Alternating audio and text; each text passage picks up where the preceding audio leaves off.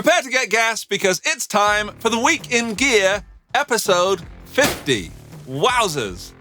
50, halfway to 100, 10% of the way towards 500, and 1% towards 5,000. Where does it end? Who knows, but if you keep watching, I'll keep talking about all the new gear releases. This week, the show could be all about Fender because the Big F went absolutely nuts with new gear announcements. But there's also new stuff from Schecter and Harley Benton, so no need to panic. Put down your towels. This episode of The Week in Gear is sponsored by Pedaltrain. More about them in a little bit.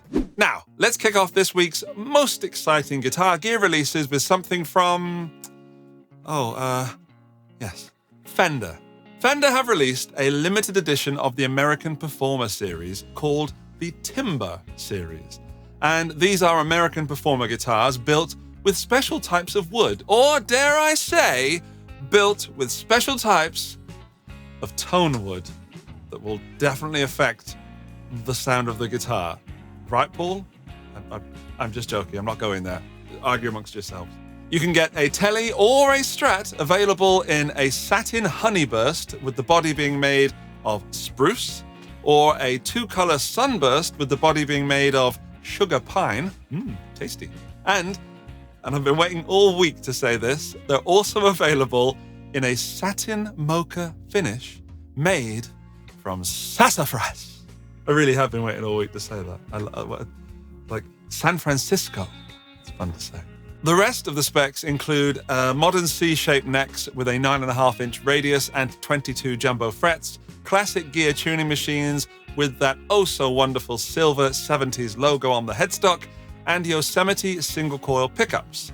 And there's a lot of marketing guff surrounding the pickups. For example, Fender have described them as having rich, expressive tones with flat staggered pole pieces to increase output and coatings that let the coil breathe while controlling feedback. The neck pickup is finished in a shellac coating. Oh, I forgot the voice.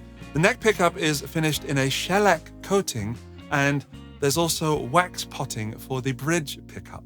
Yosemite pickups produce dynamic sounds ideal for any musical situation. Yes, Fender did really say any musical situation, which is ridiculous because, well, I'm not sure I believe it, because something that pleases everybody pleases nobody.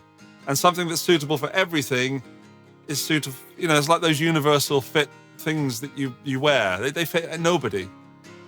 I can't think of an example, but I'm sure you can. You're far more time free than I am. Words. Anyway, the American Performer Timber series, TELEs and STRATs, both feature the grease bucket tone circuit, which is one of those things that shapes the high frequencies without adding bass. While this isn't the most exciting release from Fender, I've seen it is interesting to see them using different woods rather than just the old standards or cheap equivalents. And I would love to try all three guitars, like all three Strats or all three Teles, just to see if there's a difference in tone. Of course, Paul Reed Smith would say that there is, and Reddit and some of the YouTube comment section would probably be split down the middle and spend all day arguing instead of playing guitar. You know who you are, and I love you for it. Who doesn't love a purple sparkle finish on a single pickup Super Strat shape with a reverse headstock? Well, there are loads of people actually, but I for one love it. So the 𝗏𝗏𝗪 6 from Schecter really floats my goat. The 𝗏𝗏𝗪 6 is the first signature guitar for electric cool boy guitar player Daniel Hannes. It's got a Fishman Fluence Tosin Abassi pickup at the bridge, nothing at the neck because it's just one pickup. It's got an Evertune bridge and hipshot tuners. The body is made of swamp ash and it's got a C-shaped Wenge neck with an ebony fretboard. There's also 24 jumbo stainless steel frets and just the one volume knob, thank you, but it does have a push-pull for selecting the voice of the Fishman Fluence pickup. If you're not familiar with Daniel or his work with Electric Callboy, they are a German electroniccore band. That's a word. And they mix heavy guitar riffs with electro beats and often comedy comedic songs. Yeah, they're not comedy songs, but they are comedic. They are funny, and the videos are great. Anyway, I recommend a listen or a watch because your ears and eyes are sure to be surprised. Back to the guitar. Schecter are really bad at announcing releases, and I heard about this almost directly from Daniel himself. And I don't even think it's available outside of Germany or Europe. So if it appeals to you, then good luck in your search. But I will put links in the video description and first comment as always. That will make it easier.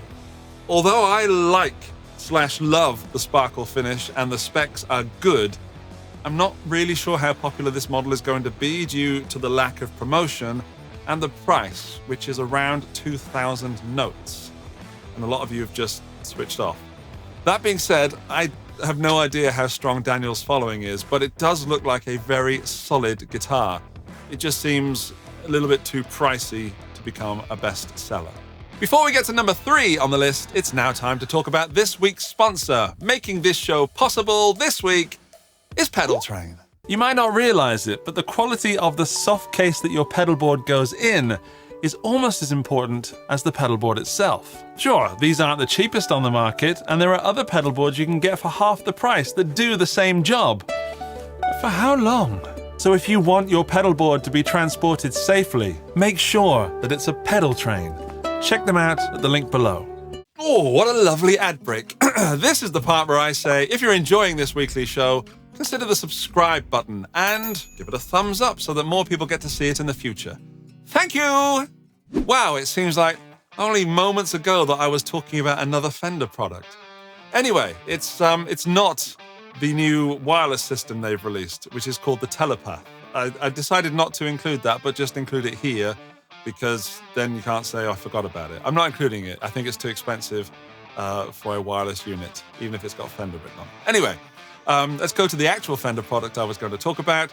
Fender have added another amp to the ToneMaster range. This time, it's the Fender ToneMaster 59 BASSMAN. And it looks like a BASSMAN. It has BASSMAN or BASSMAN? I'm doing that thing again where I don't know how to say words. BASSMAN, Fender BASSMAN. Or Fender BASSMAN, Fender BASSMAN. Fender BASSMAN. Americans? Is that bass? Basswood, basswood, bassman, bassman. I have a problem with basses right now. This classic Fender Tweed style amp looks like a BASSMAN, damn it, and has 4 10-inch speakers like the BASSMAN. But does it sound like a BASSMAN? I honestly don't know, and as it's not released until October, we might have to wait a while to find out. But Fender have announced it now, so that's why you're getting it now. And I'm slightly torn, in my opinion, even though I haven't played it, which therefore makes my opinion moot. But I am torn because this is essentially a computer and a Class D amplifier power amp in a cab with 4 Jensen speakers dressed up as a Fender BASSMAN. This, of course, ignores the R&D that goes into these amps, but Fender are asking around 1,500 notes for this, and that seems excessive. But against my better judgment, I do find this pretty intriguing, and I'm excited by the release. Sorry. I'm not sorry. I'm not apologizing. I have to justify myself. I do, however, seem to be in the minority of people that have really loved the ToneMaster series of amps so far. I've used them on stage, I've used them in the studio, and honestly, they've delivered some of the best live sound I've ever had. They're very controllable at various volume levels. Anyway, there'll be more news in the coming months, and fingers crossed I get to test the Fender BASSMAN amp, ToneMaster version, in here, but I still think Fender are going to have a hard job convincing people that this amp is worth that much. Side note, let's squeeze another Fender product in here. If you're a bass player or bass player, you might be interested in the new range of pedals that Fender have just brought out, which I am not including on this list because this is for the majority a guitar channel, although I did make a bass video this week. But I did just want to mention them. Confusingly, these are also called the Fender BASSMAN series pedals, and they seem to be basically be hammer tone pedals that are voiced for bass players. So if you want something affordable and for your low-end instruments, there's a compressor, an overdrive, a fuzz, a delay, and a reverb for you from Fender to take a look at. It has been a while since I had Harley Benton on the Week in Gear, so let's talk about the update to the SC Custom range of guitars, the new SC Custom 3. SC stands for single cut, but to you and me, these are Les Pauls with a more sort of modern ESP take on the design. This is a range of guitars which so far comes in at over 10 models, including left-hand versions. So there you are, Kelvin. This is in left hand. But if you're looking for a cut price rock guitar, can't believe I said that, a cut price rock guitar, the SC range has always been a good bet. There's the expected version with 2 humbuckers and a stop-tail bridge. There's the locking nut? There's the locking nut and tremolo version, which is actually a Floyd Rose. There's the active version, and then there's the P90 equipped version, which I think is my favorite. The bodies and necks are made of Meranti, and the fretboards are roasted Jatoba. Fun fact, Meranti is often referred to as Philippine mahogany, even though it is not a species of mahogany and does not necessarily come from the Philippines. Some of the models have a flamed maple veneer and pickups courtesy of Tesla pickups, which is now a standard for Harley Benton. And as far as I can see, all the necks are a modern C with 22 frets that are medium jumbo and stainless steel. Now, there's a lot to like about these guitars if you're trying to save a buck or two, and I personally would avoid the locking trem at this price point. I could be wrong, but I'm not a fan of the Floyd Rose 1000, but that P90 equipped version looks classier than a flamingo in a tuxedo, and given the choice, this would be the one that I'd be spending my hard-earned cash on. I highly recommend you check out the affiliate links that I've put to the new SC Custom 3s and see if anything grabs your attention.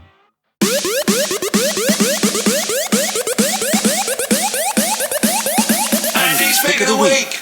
My pick of the week is from Fender. Kind of. There it is. Fender has just announced their new Squire Paranormal Series for 2024, which has some very cool updates. And if you're not familiar with the Paranormal Series, it's when they mash 2 different guitars together or create something that might have been, and then put the Squire logo on the headstock, and then they make it usually under or way under 500 notes, which puts it right up my alley. The first model is called the Offset Telecaster SJ.